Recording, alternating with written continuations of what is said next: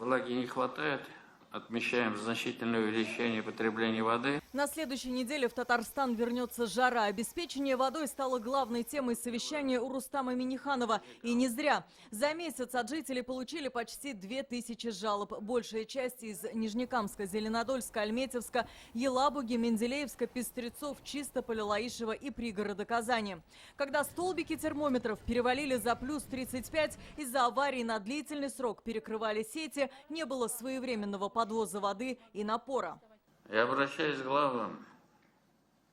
Необходимо держать на личном контроле все случаи аварий в коммунальных сетях, следить за их своевременным устранением и оперативно информировать жителей о принимаемых мерах и сроках аварийно-восстановительных работ.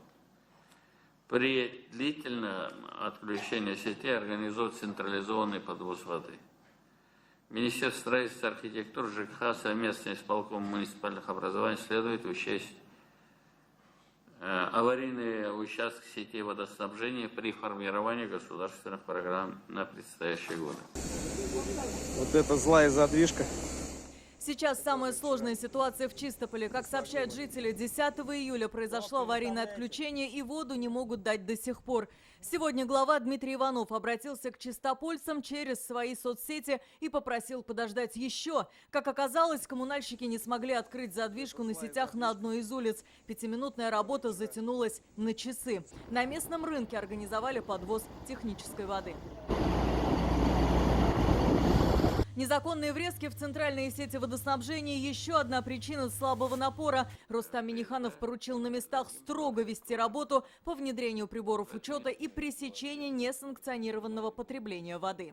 Мы понимаем, что это не только жара, но все вода используется под полив, но это не оправдание. Значит, если воды нет, Марат Мансурович, везде, вот главное, отработаете, должен быть централизованный подвоз воды. Ну, ничего ты не сделаешь. Вот мы что мы будем сейчас говорить, значит, если все воду поливают, а ты ее не ограничишь.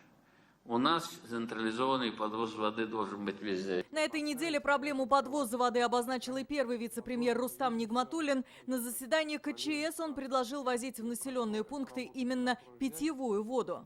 Требую организовать подвоз питьевой воды в тех населенных пунктах, где такие перебои возникают с водоснабжением, и данную ситуацию контролировать.